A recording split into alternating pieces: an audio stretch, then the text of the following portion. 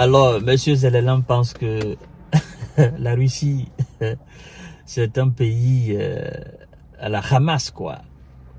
Sincèrement, ça me fait énormément rire. Bon, vous allez comprendre tout à l'heure pourquoi je ris. Vous savez que M. Zelensky et ses supplétifs occidentaux ont fait une incursion dans la région frontalière russe qu'on appelle Koursk. Actuellement, ils sont en très grande difficulté dans cette région. Et M. Zelensky et ses poulains se sont permis d'inviter l'ONU dans cette même région Koursk. Pour quelle raison? C'est ce qui me fait énormément rire. Alors, M. Zelensky invite l'ONU à ce qu'elle vienne voir comment ces militaires traitent les civils dans cette localité. Bon, venez voir parce que nous ici nous respectons le droit international. Venez voir parce que nous ici nous nous conformons aux règles établies pour, n'est-ce pas, les guerres et les conflits. Donc nous ne sortions pas de ce cadre-là.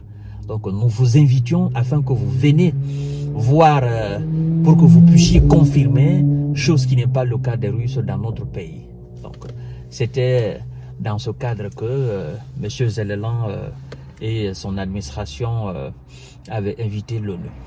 Mais le porte-parole du Kremlin, M. Dmitri Peskov, et le Kremlin lui-même, donc la voix de Vladimir Poutine a résonné dans les oreilles du secrétaire général de l'ONU, Antonio Guterres. En fait, la Russie dit que c'est une nouvelle provocation de l'Ukraine. Inviter l'ONU en Russie, que c'est une nouvelle provocation. Donc la Russie a mis en garde l'ONU. Bon, je dois vous dire que ce n'est pas le Tchad. Avec tout le respect que j'ai pour mes pays, le Mali, le Niger, le Congo, c'est pas dans un pays où l'ONU peut venir banalement comme ça, faire n'importe quoi et puis ressortir. La Russie a mis en garde l'ONU. Et ça n'a même pas fait 2 heures. C'est ce qui m'a fait beaucoup rire. Ça n'a pas fait 2 heures. Les responsables onusiennes ont fait une déclaration. Ils ont donné une réponse chaude à M. Zelensky. C'est pourquoi je vous dis que la Russie, c'est une puissance incroyable. Laissez-moi vous livrer la réponse de l'ONU à l'invitation de l'Ukraine dans la région russe de Koursk. L'ONU dit, bon, écoutez, l'ONU ne se rendra pas dans la région de Koursk qu'avec le consentement de la Russie. L'ONU dit à M. Zelensky, tu veux nous envoyer sous les coups de feu de l'armée russe dans cette région, là où vous êtes même en très grande difficulté. On est en train de vous chasser dans cette région comme pas possible. Et vous savez pertinemment que vous ne contrôlez absolument rien dans cette région. Donc vous nous invitez pour que nous venions faire quoi? De la propagande.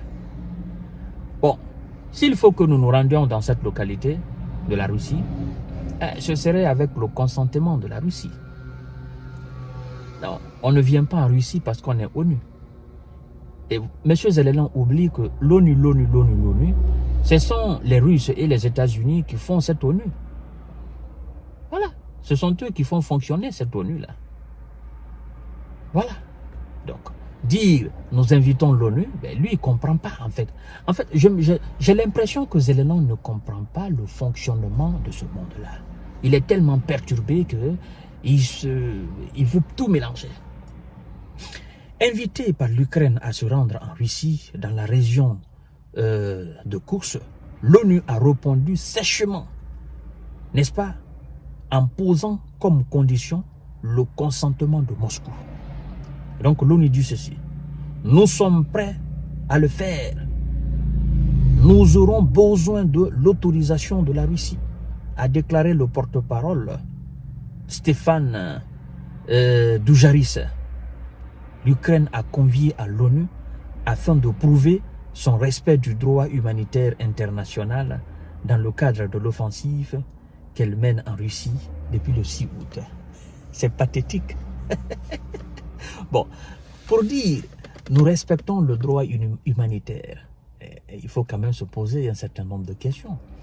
Alors, pourquoi vous n'avez pas respecté les droits des russophones dans le Donbass avant le déclenchement des hostilités? Pourquoi vous n'avez pas respecté les accords qui ont été signés pour qu'il n'y ait pas, n'est-ce pas, d'opération spéciale militaire? Et maintenant, pourquoi vous respectez les droits humanitaires dans la région russe de Koursk? Vous pensez que les gens sont bêtes? En fait, ces gens ne savent plus quoi faire. Ils ne savent plus à quel sens se vouer. Ils veulent avoir tout le monde dans leur camp. Mais ils ont essayé toutes les manières, mais ça n'a pas marché. Donc, ils veulent se blanchir êmes-mêmes pour dire, voilà, nous respectons tout, nous sommes conformes aux règles démocratiques. Voilà, nous n'avons absolument rien à voir avec les militaires russes qui font de n'importe quoi dans notre pays. Voilà, nous respectons tout le monde. La Russie dit, l'ONU, là où tu es, il faut rester là-bas. Tu mets le pied ici. Ce que tu vas trouver ici sur le territoire russe, tu seras responsable de cela. L'ONU refuse catégoriquement sans l'autorisation de la Russie. En fait, toutes les institutions qui nous semblaient être très fortes, quand nous étions en Afrique et quand on était encore des mômes dans les classes élémentaires, on disait l'ONU. Hey, on pensait que l'ONU c'est la puissance. On disait non, les États-Unis, oh non, hey! Pour nous, les États-Unis, c'était les demi-dieux. Pour nous, après Dieu, c'était les États-Unis. Le Royaume-Uni, toutes ces puissances.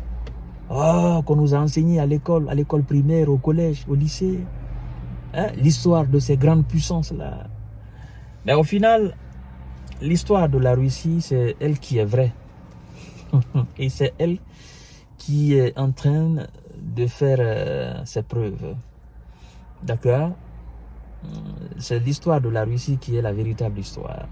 L'histoire de la puissance russe, c'est elle qui est vraie. Vous savez, le politicien français Éric Zemmour, voilà, même si je ne partage pas ses positions et ses convictions politiques, que je respecte aussi, parce que moi je suis quelqu'un qui respecte les avis de tout le monde et les positions de tout le monde. Et je souhaite aussi que les gens respectent mes différentes positions prises. Éric Zemmour a dit un jour, je crois bien c'était quelle chaîne là, c'était la télévision, il était au cours d'un débat, il n'y a pas longtemps, hein, c'est dans cette opération spéciale militaire russe lancée là, en Ukraine. Et il a dit que c'était pas les États-Unis qui avaient gagné la Deuxième Guerre mondiale. Il dit c'est l'Allemagne, et c'est la Russie qui a mis l'Allemagne à sac. La journaliste était là, elle était ébahie. Elle a dit, mais donc on nous a menti à l'école. Éric Zemmour a dit, ah oui, on vous a menti. On nous a tous menti à l'école. C'est pas la Russie. Et c'est pas les États-Unis, c'est la Russie. Hein? Il est allé beaucoup plus loin pour dire que les États-Unis ont cette capacité de transformer souvent les réalités à leur avantage. Mais que c'était la Russie qui avait vaincu l'Allemagne nazie. Et donc la journaliste était gênée par là. Elle qui voulait vanter les mérites des États-Unis, mais Éric Zemmour l'a mis à sa place. Et son co-débatteur qui était là, ce dernier aussi a confirmé les dits d'Éric Zemmour. En fait, je crois que ce n'est pas quelque chose qui est caché au fait. Ce pays, c'est une puissance démesurée. Voilà. Donc, je vous donne rendez-vous tout à l'heure quand je serai à la maison pour d'autres séries d'informations de décortiquage. Merci beaucoup et à tout à l'heure.